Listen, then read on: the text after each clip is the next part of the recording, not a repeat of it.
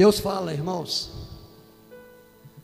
que você esteja com o coração aberto para ouvir uma palavra transformadora. Tudo que vem do Senhor transforma e muda.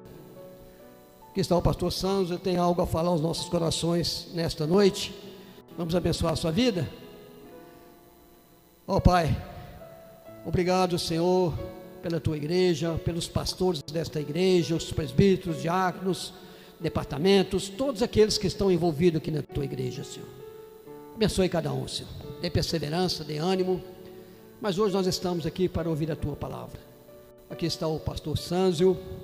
Nós clamamos a ti agora que o Senhor dá a ele graça, que a palavra que for ministrada agora por ele, Senhor, seja uma palavra que entra profundamente em nossos corações, uma palavra que transforma vidas, uma palavra que traz solução, uma palavra que vem nos esclarecer como Deus nos ama e como Deus nos ensina a caminhar com Ele. Fala conosco, Senhor. Dai-nos, Senhor, alegria, dai-nos, Senhor, prazer de ouvir a tua palavra. E esteja aqui conosco. Nós ministramos bênção na vida dele, em nome de Jesus. Amém, Senhor. Amém, obrigado. Paz e graça. Deus é bom. Vamos aí abrir a palavra de Deus. Vai para mim aí em 1 Crônicas, capítulo 13. Você precisa achar o caminho. Estranho dizer isso, né? Pastor, já estou no caminho. Ótimo. Então eu quero acrescentar uma palavra a esse seu estado de estar no caminho. Você precisa saber o que você vai fazer nesse caminho. Então você acha o caminho, você acha a verdade, você acha a vida, e você precisa saber o que você vai fazer com o caminho, com a verdade e com a vida. Porque se você não souber o que fazer, você pode se perder, não desfrutar como deveria desfrutar. Aí a vida se torna chata, angustiante, deprimente. E a gente precisa saber o que a gente vai fazer no caminho. Quando você vai comigo aí em 1 Crônicas capítulo 13, vocês já oraram por mim, já me abençoaram. Graças a Deus por isso. Você vê especificamente aí Davi, um homem de Deus, um homem que Deus faz uma referência, um homem segundo o meu coração. É uma autorreferência, é uma graduada referência. Imagine Deus falando isso com você. Você é segundo o meu coração. A gente vai seguindo aí, vendo no capítulo 13 de 1 Crônicas, que Davi, ele era um cara disposto a fazer a vontade de Deus, disposto a realizar com zelo aquilo que Deus queria, disposto a agradar a Deus. E a pergunta que a gente faz ao texto é: foi suficiente? Resolveu o seu problema, Davi? Parece que não. Disposição sem governo, sem conhecimento, sem encaminhamento, sem saber o que fazer, é como um carro pesado descendo a ladeira abaixo, sem freio. Não é só disposição. A gente precisa encontrar com as pessoas, fazer uma roda de Bíblia. Sabe o que é roda de Bíblia? Não? Roda de Bíblia quando você para discutir Bíblia com as pessoas. O que você acha? O que está acontecendo? Por que não está dando certo? Sem nenhum tipo de aflição, sem nenhum tipo de angústia. Davi, ele dispõe a trazer a arca do Senhor para Jerusalém. Davi, você está certo, dispõe-te mesmo. Davi, louvado seja a sua intenção em querer trazer a arca da aliança. O que tem na arca? Na arca é um tesouro, ela tem um tesouro, os 10 mandamentos, objetos que significavam a comunicação de Deus com o povo escolhido. É isso aí, Davi, faça isso, vai nessa intenção. A arca representava o próprio Deus entre os homens, a sua manifestação. Então a gente precisa trazer isso para perto. Se isso é verdade, se temos alguma coisa que traga a manifestação de Deus, que isso fique perto da gente, não longe, porque nós precisamos da manifestação de Deus. Claro. Então Davi está no caminho, e ele achava que estava sabendo o que estava fazendo no caminho. A arca, para vocês terem uma ideia, é só um ponto simbólico ligado à história. A arca, quando Israel ia guerrear, lutar diante dos seus inimigos, a arca ia na frente. É como se a arca dissesse para os seus inimigos: temos Deus, Deus está conosco, não há chance para vocês. Ele nos autorizou a guerrear, a lutar, então nós vamos vencer. Independente de vocês serem a maioria, independente de vocês possuírem na realidade uma técnica, uma estratégia de guerra melhor do que a nossa, nós vamos vencer, porque temos a arca.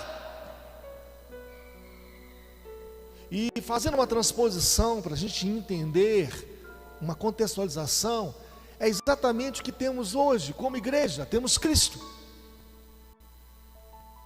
Quando o diabo vê Cristo em nós, ele sabe que vai perder, vai ser difícil realmente criar uma situação que possa nos matar. Vai ser complicado para ele querer fazer o que quer, porque Deus é Senhor, e é Ele quem manda prender, é Ele quem manda soltar. Então a arca tinha todo esse contexto. E em dado momento os filisteus, os inimigos dos israelitas, vencem, por algum motivo que eu não posso entrar aqui por causa do tempo, vencem Israel. E às vezes nós somos vencidos, né? Às vezes perdemos algumas coisas, às vezes nos frustramos em algumas coisas, mas no texto você observa que os filisteus tomaram a arca e no despojo levaram a arca para a cidade deles. Só que eles colocaram a arca lá na cidade deles. Você imagine só, a arca sendo colocada na cidade dos filisteus. A Bíblia fala que quando foi colocada a arca lá, eles não sabiam o que fazer com a arca. Claro que não sabiam. É por isso que a igreja ela foi chamada para saber mexer com Deus e tratar das coisas de Deus. Não é o mundo não sabe mexer com Deus, o mundo não sabe tratar das coisas de Deus, o mundo não sabe olhar para Deus, o mundo não sabe dar a devida atenção a Deus, o mundo não foi chamado para isso, foi a igreja, você. E quando os filisteus estão lá com a simbologia da manifestação de Deus, por duas vezes a estátua de Dagon, ela aparece com a cabeça cortada, moléstias aparecem no meio do povo, surtos de ratos aparecem em todos os lugares. A vida dos filisteus começam a ficar uma bagunça. A arca estava lá, a manifestação de Deus estava lá, mas eles não sabiam o que fazer com a presença de Deus. E aí a gente precisa ser mais introspectivo, ir mais a fundo. Eu sou a igreja, você é a igreja, e nós temos que aprender a mexer com Deus, com as coisas de Deus, porque a igreja foi chamada para isso. Somente os levitas, os sacerdotes, poderiam transportar a arca e tocar na arca. Nenhuma outra classe, nenhuma outra comunidade, nenhum outro tipo ou meio de estratégia poderia transportar ou tocar na arca. Só os sacerdotes e os levitas. A ideia de levita no Velho Testamento não é essa ideia de hoje, de que são cantores. Não, os levitas tomavam conta do tabernáculo de Deus, cuidavam das coisas de Deus. Então não tinha nada a ver com cântico. Nada. Mas lê para mim aí, 1 Crônicas, capítulo 13. E vai aí para mim no versículo de número 13, 14. Para a gente falar um pouquinho sobre soluções para você. Sobre o que você tem que fazer de fato para melhorar e pegar as manifestações de Deus, para fazer da sua vida uma vida que progrida, porque senão você não vai aguentar. Olha para o texto, por favor. 1 Crônicas, capítulo 13, versículo 13, diz assim: pelo que Davi não trouxe a arca para si, porque não Davi, a sua intenção, o seu projeto intencional é maravilhoso, boa intenção, coração puro. Por que você não trouxe a arca para si, para a cidade de Davi, mas a fez levar à casa de Obed-edom, o geteu? E diz o versículo 14: assim ficou a arca de Deus com a família de Obed-edom 3 meses em sua casa, e o Senhor abençoou a casa de Obed-edom e tudo que ele tinha, porque era a manifestação de Deus. Parece que Obed-edom, ele sabia mexer com a arca. Parece que Obed-edom, ele conseguia realmente transportar a arca. Parece que Obed-edom, ele podia tocar na arca. Que segredo que ele tinha? O que acontecia? O que aconteceu? A gente tem que descobrir isso. Quando você vai em 1 Crônica, capítulo 13, versículo 3, volta para mim aí para você ver. Davi, ele se utiliza de uma informação pública e publicamente começa a dizer: tornemos a trazer para nós a arca de nosso Deus. Então Davi, de uma forma pública, diante das pessoas, ele reconhece que precisava da manifestação de Deus. Quem não reconhece isso? Você precisa da manifestação de Deus.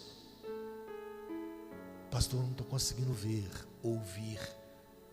Nós precisamos resolver isso. O versículo 3 diz assim: ainda, tornemos a trazer para nós a arca do nosso Deus, porque nos dias de Saul não nos valemos dela. O que Davi estava dizendo? Ela tem valor, mas nós não estamos utilizando. É a manifestação de Deus, mas nós não estamos usufruindo. É a fala de Deus, que promessa é essa, que é nossa, mas que nós não desfrutamos. Então é a sensação que você tem às vezes: vem à igreja e nada acontece, vem à igreja e nada acontece, ora na sua casa e nada acontece, faz alguma atividade espiritual e nada acontece. E a ideia não é essa, a ideia é fazer valer a atividade espiritual que você pratica, para que você tenha uma experiência convertida em testemunho. Valeu a pena, eu fiz, eu orei, eu busquei e Deus se manifestou. Só vale a pena se for assim. Se não for assim, possivelmente você vai se cansar, e a sequência é essa, guarda aí, ó. Cansa, do cansaço vem a iniciação da desistência, da desistência vem o sentimento de abandono, do abandono vem a busca, atirando em qualquer lado, e a carência que monta em cima faz a pessoa interpretar baseado na carência que ela tem. É por isso que Deus, Ele se compromete em manifestar, em ajudar, em proteger, em prover, em fazer alguma coisa por você. Quando Davi se utiliza desse termo e usa nesse versículo 3 essa palavra dizendo assim: valemos dela, o que Davi está dizendo é o seguinte: nós temos que usufruirmos da manifestação de Deus. O que adianta ouvir falar que Deus é o Todo-Poderoso, o Criador dos céus e da terra, que Deus é o dono da igreja, que Ele faz o que quer, como quer, da forma como quer, que Deus é o Senhor, manda prender, manda soltar, e nós não usufruímos disso, desses benefícios. Tem algo errado, e esse errado não é com Deus, é conosco. Foi com Davi. Davi, ele pega a arca para levar para Jerusalém, e ela não pôde ser levada. O texto nos deixa entender que Davi procurava trazer a arca para Jerusalém. A palavra trazer, ela dá o sentido de condução. Então, quando você quer trazer alguma coisa, você se responsabiliza por aquilo que você conduz. É isso aí. E olha que história interessante. O versículo 9 diz assim: quando chegaram à eira de Quidom, estendeu Uzá a mão à arca para segurar, porque os bois tropeçaram. Sai, Davi, em busca da arca. Vai, feliz da vida, contente.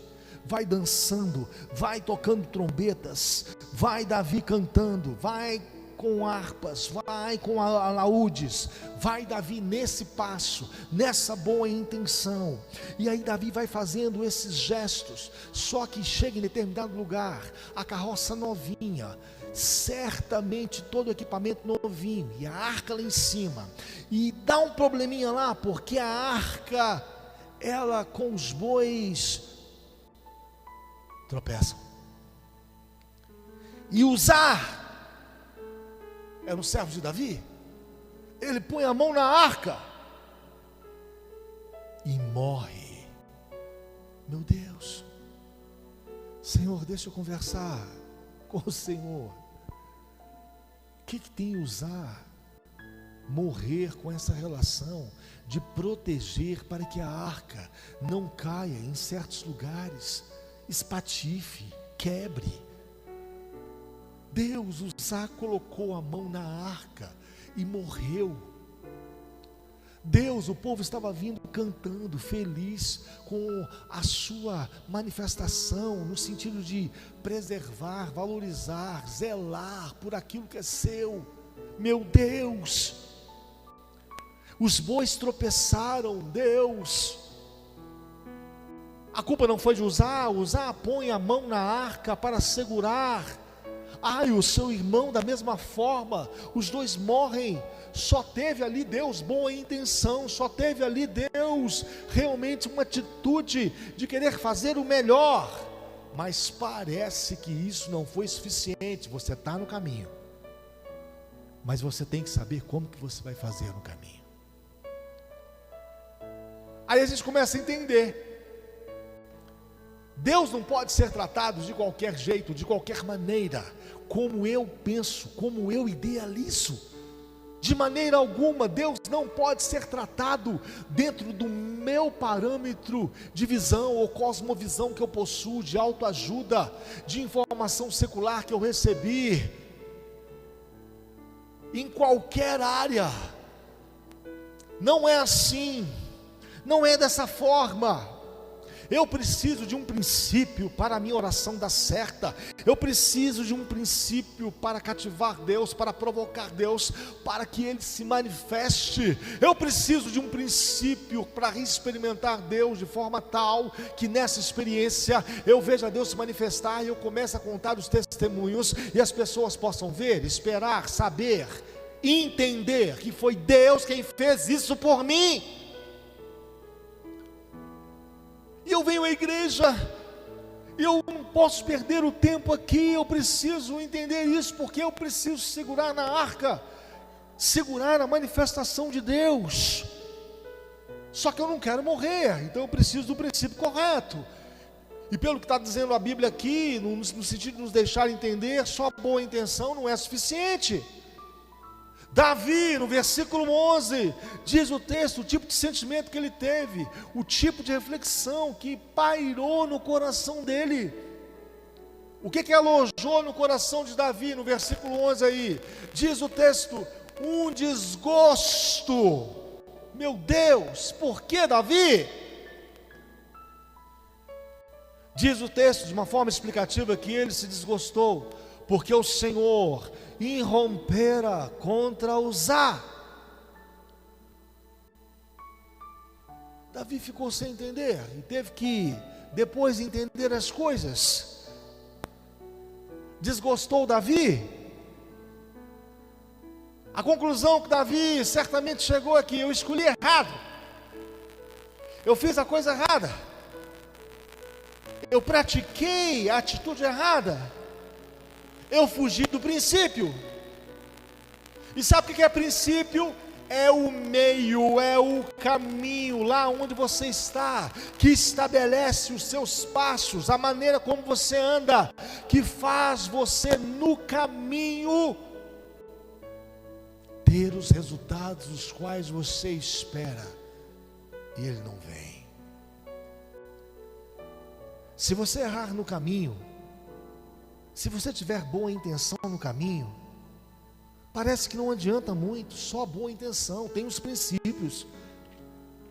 E eu vou explicar isso de forma simples. Deus fez Davi temer, no sentido dele ter medo mesmo, com a morte de Uzá. E nesse temor, Davi faz a seguinte pergunta que a igreja precisa fazer: como trarei a minha arca de Deus? A igreja faz a pergunta nesse sentido: como trarei a mim a manifestação de Deus? Como trarei a mim o poder desembaraçador de Deus? Como trarei a mim a graça, a ajuda de Deus que desbloqueia, que desimpede essas atitudes as quais eu estou tentando, estou realmente lutando e não consigo realizar? Davi entendeu que não era do jeito dele, não era da maneira dele, não era como ele pensava. Calma, não tem problema nenhum quanto a isso. Não é do seu jeito, não é da sua maneira, não é como você pensa. Qual que é o problema nisso? Nenhum. Tem um jeito, tem uma maneira, tem uma forma de pensar, e a Bíblia dá esses indicativos. E a igreja precisa fazer essa pergunta no caminho, dentro da igreja: Deus, por que não está acontecendo? Por que não está realmente se convertendo? Por que não está desbloqueando? Por que não está sendo curado? Por que não está sendo desembaraçado? O que está acontecendo? Fazendo essa pergunta, quando a igreja faz essa pergunta, que ela começa a entender: não é do meu jeito então, não é como eu penso então, não é como eu quero então, não é como Deus pensa, como Deus quer, como Deus traçou, é dessa forma, é desse jeito. Davi errou no princípio, estava no caminho, Davi estava no passo, e contente, satisfeito, e homem bom e bem intencionado. Só que Deus bloqueia, brada lá do céu e impede, chama a atenção dele e diz para ele assim: não é do seu jeito, não é da forma como você pensa, não é da maneira como você está arquitetando. Deus, por que não? Estou bem intencionado, eu tenho um jeito, uma forma, uma maneira, e eu quero que você preste atenção nessa forma, nesse jeito, nessa maneira. E é por isso que quando você passa no Salmo 32, no versículo 8, lá tem uma promessa que vale a pena a igreja refletir sobre ela: instruir-te-ei, te ensinarei, igreja, te darei conselhos, e sob ou debaixo das minhas vistas eu vou guiar você com as minhas vistas. E aí o versículo posterior diz assim: não seja como o cavalo ou mula, a igreja, que só obedece quando se põe rédea, caso contrário não obedecem. Aí a gente começa a pensar: Como que é isso, Deus? Fazendo essa pergunta para o Senhor, Deus, me explica. Como que é o seu jeito? Como que o Senhor pensa? Como que é que você, Deus, no caso aí, é arquiteta? Está tudo escrito. Não é sem oração. Tem gente que acha, e a gente vai se enganando, tem gente que acha que vai conseguir certas coisas não orando. Meu Deus! E tem gente que acha ainda que dá para enganar Deus pedindo outra pessoa para orar por ela. E tem gente que se justifica dizendo: não consigo, não posso. Esse é o meu caminho, é o seu caminho, é o nosso caminho, é o caminho da igreja, é o caminho da oração, é o caminho da resposta. Você ora, eu te respondo. Você ora, eu falo com você. Você ora, eu te visito. Você ora e eu marco no seu coração uma experiência. Você ora, eu te prometo. Você ora e eu faço você esperar na minha promessa. Sem oração não vai dar. Princípio, eu não posso segurar a manifestação de Deus, fazer como usar, querer tocar na manifestação de Deus sem oração, não vai dar certo. Isso é histórico, isso é antes de Cristo, isso veio e continua sendo depois de Cristo. Não dá para negociar. Você vai ter que orar: pastor, eu não aguento, eu não consigo, eu não tenho a visão. Peça ajuda, comece a orar num minuto, passe para 5, depois vai para 10, vai aí, visite uma vigília, suba no monte, se vira, mas sem oração não há manifestação. E as pessoas precisam se conscientizar disso. Você está achando que tem outro caminho? Eu tenho que saber o que eu vou fazer no caminho, não é só entrar no caminho. Como eu penso e quero, não é sem jejum. O que é jejum? É a ideia de falar com Deus: me sacrifico, pago um preço, estou aqui, olha, é o que eu posso fazer. É uma abdicação, é um preço pago que me custa alguma coisa, receba.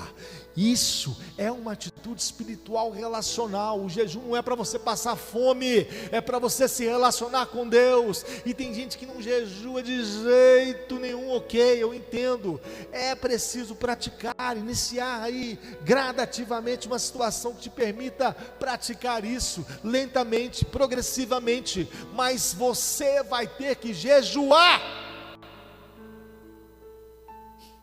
Fazer o quê? Você não quer segurar a arca, que é a manifestação de Deus? Você quer segurar a arca e não quer morrer ainda, né? Você não quer ser usar.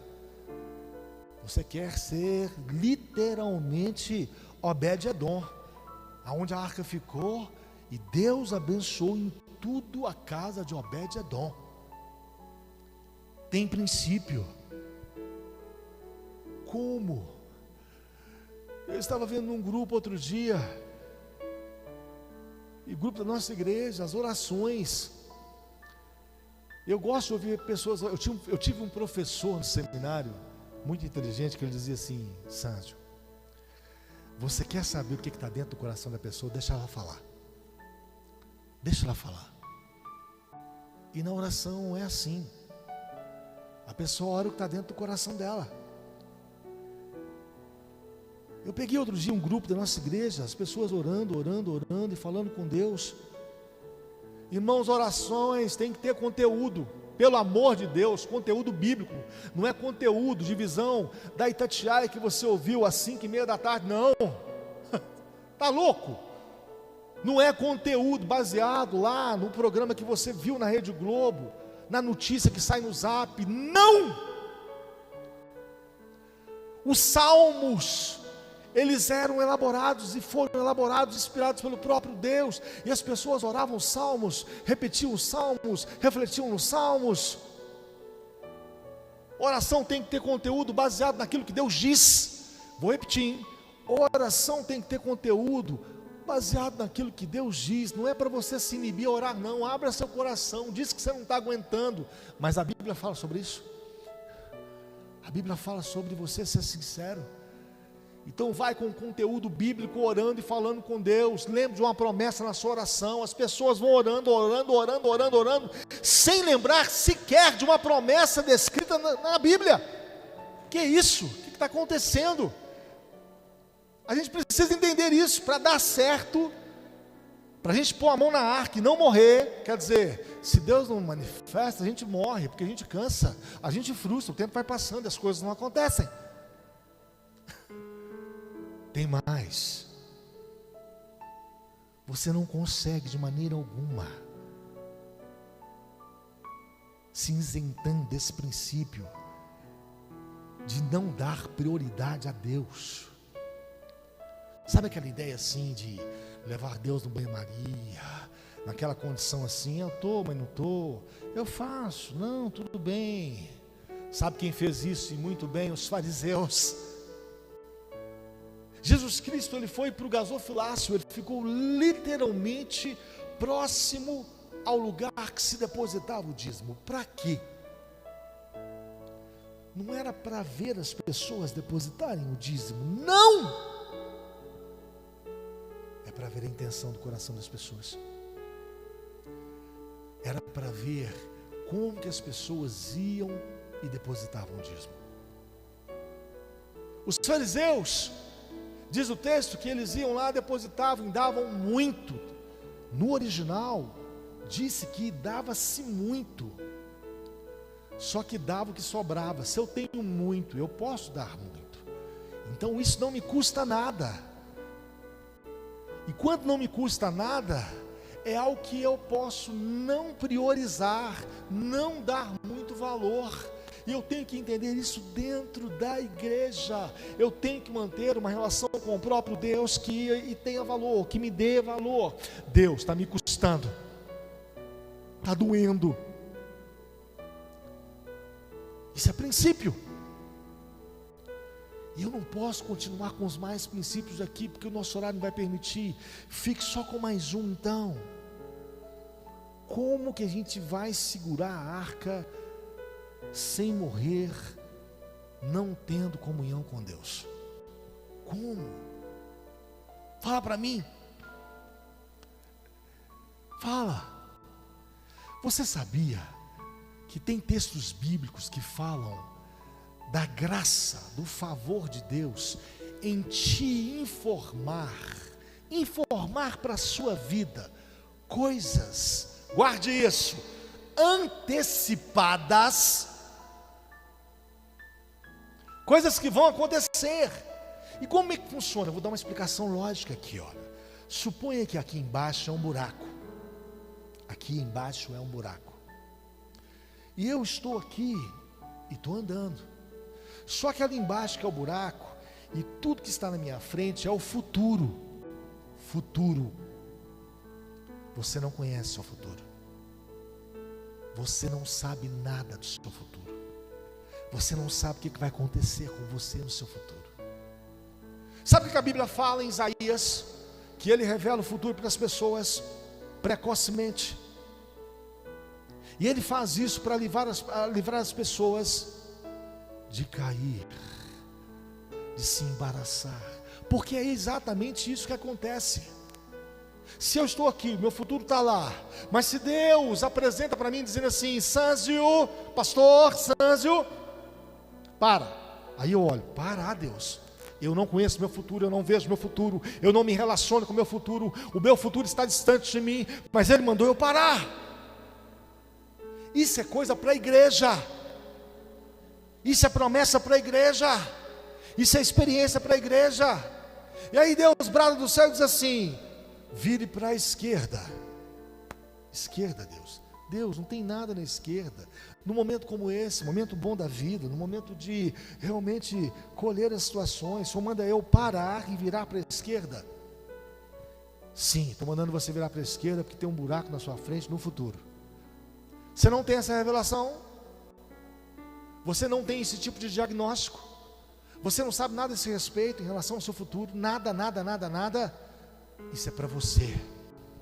A igreja, ela foi dotada no sentido de ser chamada para que Deus falasse coisas presentes e futuras, e ela usufruísse, como diz Davi no texto, ela valesse do poder, da capacidade, da potencialidade de Deus em lidar com as pessoas, em controlar as situações, a soberania de Deus imperando no meio da igreja. E é por isso que o mundo não sabe o que está acontecendo, pelo menos não deveria saber que tipo de virtude tem dentro da igreja, e essa é a virtude, é o próprio Deus que se manifesta, que está lá, e esse é um direito nosso. Então vá atrás de Deus. Davi, ele não conseguiu levar a arca para Jerusalém porque ele quebrou princípios. A responsabilidade foi dele. Ele devia ter consultado o que as escrituras diziam. Meu Deus, para pegar nessa arca, para conduzir essa arca, para trazer essa arca, para movimentar essa arca, só um sacerdote, só um levita poderia e pode fazer isso. Mas Davi, você deixou usar fazer isso. E o seu irmão, você é responsável, Davi. Você estava no caminho e não soube o que fazer no caminho. Meu Deus, tenha misericórdia de nós. Nos ensine o que fazermos no seu caminho, o princípio certo. Comunhão com o Senhor. Deus, não tem jeito, eu preciso orar. Deus, não tem jeito, eu preciso jejuar. Deus, não tem jeito, eu preciso ler Bíblia, ter esse conhecimento para que na minha oração tenha conteúdo bíblico, eu fale, eu repita a respeito das suas promessas. Deus, isso é cheio de promessas na Bíblia, e eu vou orar, eu não consigo lembrar de uma, recitar nenhuma, eu não consigo me envolver com nenhuma, eu não consigo refletir em nenhuma. Tem alguma coisa errada nisso? Meu Deus, me ajuda! Porque é tudo que o Senhor promete, é tudo aquilo que vai acontecer. Fora disso não tem garantia nenhuma.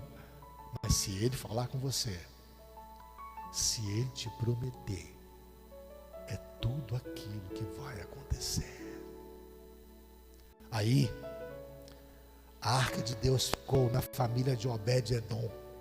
Vai lá, aprenda lá, Davi, o princípio correto. Você está no caminho, Davi, só não prestou atenção como que anda no caminho, que tipo de visão que se tem no caminho. Mas leva essa arca para a casa de Obed-Edom. Agora o princípio estava certo, era o levita. Isso significava que Obed-Edom, ele poderia transportar, pegar, abraçar, ele poderia fazer o que quisesse com a arca, no sentido de zelar por ela. Aquela arca ia valer para ele, como valeu, diz o texto aí, Deus o abençoou em tudo. Jesus é nossa arca. A gente tem que pegar, abraçar, trazer, levar, pôr, nunca tirar. Jesus é o seu direito de exercer uma atividade espiritual ligada à adoração ao Pai, exatamente como faziam os levitas, os sacerdotes, no sentido de intercessão. Levi, no original, tinha como ideia aquele que dominava o louvor. Levi, no original, tinha e tem como ideia aquele que é portador dos segredos, guarda isso, dos segredos da oração. E oração tem segredo, gente? Que negócio é esse? Vocês já ouviram falar que oração tem segredo? Nunca tem. Que segredo que é? Acabei de falar agora. Conteúdo. Vou falar o que o Senhor falou, Deus. Vou querer o que o Senhor falou que eu posso querer, Deus. Vou ser o que o Senhor disse que eu posso ser, Deus. E o Senhor fala muita coisa que eu posso ser. O Senhor fala muita coisa que eu posso ter. O Senhor fala muita coisa que eu posso desenvolver, Deus. Coisas que ultrapassam os meus limites. Então quando você for no original lá, Levi, que era o guardador, o tabernáculo, sabe o que se fazia? Os levitas, os sacerdotes, eles pegavam a arca, e ela foi constituída para ir em direção à terra prometida. Você não vai conseguir chegar na terra prometida sem a manifestação de Deus. Deus precisa manifestar para que você chegue nessa terra prometida, para que você alcance o seu sonho, o seu desejo, para que você realize certas coisas que você com a sua própria capacidade não tem condição de realizar. Então é a oração, é o louvor, é o zelo. Era isso o que os levitas e sacerdotes faziam. E era esse pessoal quem tinha autorização para encostar na arca, para pegar na arca. E Deus impulsionava esse povo: pode ir, que eu estou com vocês. Então você vence pela oração, você vence pelo louvor, você vence pelo zelo das coisas de Deus. Fora disso, você vai quebrar o princípio: não toque na arca. Ela pode te maltratar. Não quero, não é assim. Você está errado. A gente tem que saber mexer com Deus. A gente não pode mexer com Deus de qualquer jeito, de qualquer maneira. A gente não pode. Mas quando a gente aprende a mexer com Deus, a manifestação vem, e é o que nós precisamos, queremos. Finalizei, versículo 14. O Senhor abençoou a casa de Obed-edom e tudo que ele tinha, está escrito aí.